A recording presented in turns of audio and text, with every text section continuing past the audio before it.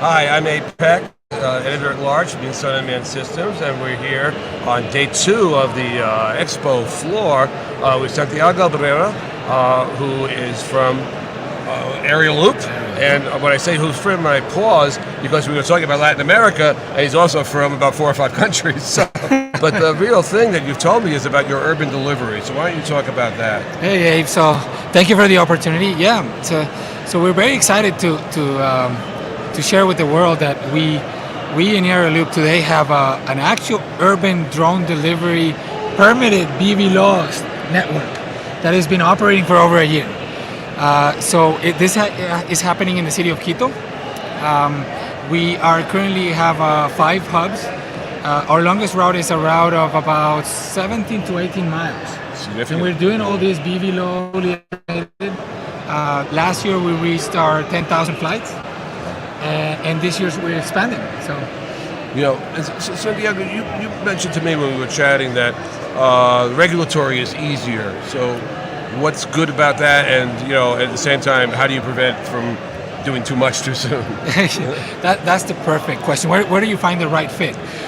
So I come from the certification world in the U.S. I worked at Virgin Galactic, Piper Aircraft, B Aerospace, and one of our hypotheses when we started this company a few years back was we thought Latin America was going to be a little bit easier, or it was going to be more willing to work with us. So my first job a year and a half ago was to go scout the whole region. And we did find some countries that were hard to get in, but we found other countries that were willing to go step by step with us. And one of those is, example, Ecuador, where we have our operation today.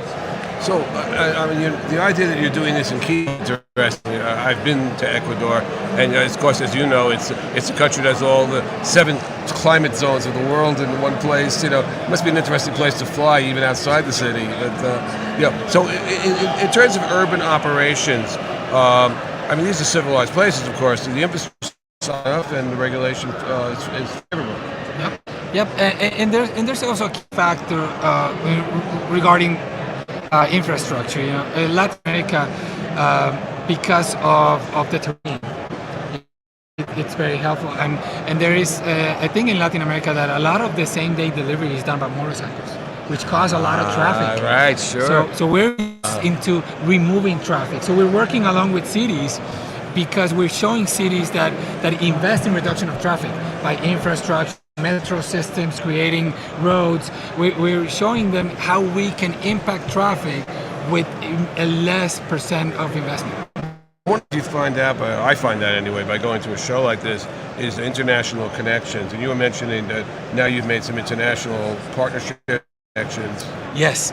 So we know that for this to scale, we need to have the right partners, because one thing is to 100, 200 flights a week, which is what we're having today. Another thing is to have 1,000 flights a day. Yeah. So we have recently partnered with Mitsubishi Electric, great, with their AnyMile software to build like an ERP system that goes from the customer to the supplier to the operator.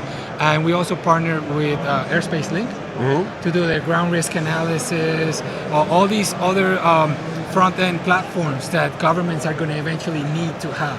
So if you were going to specifically describe your offerings, what would be your elevator pitch? So we are delivering the ecosystem for drone delivery to happen, showing how we can impact traffic reduction.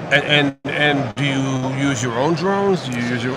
That's a really cool question. So we actually were born from a company. So my business partners, one had 20 years of experience, the other one 15 years experience building software. There you go. So we build our drones, we build our software, SMS, HMS, all our systems are in-house today.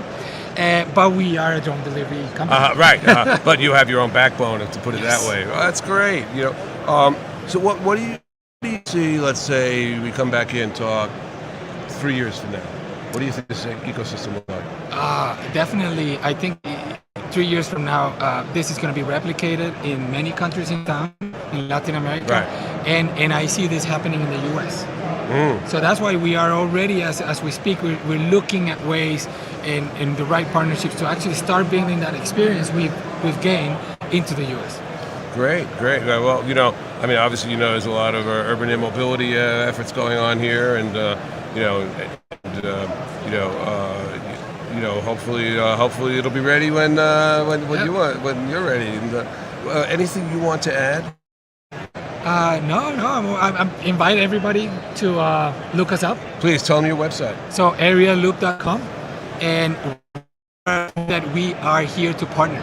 We are here to create a critical mass to help this regulation and this environment continue. So I can get in the loop with you then, Yeah. right? Okay. Well, great. Nice talking to you, Santiago. Thank you. Okay. Bye.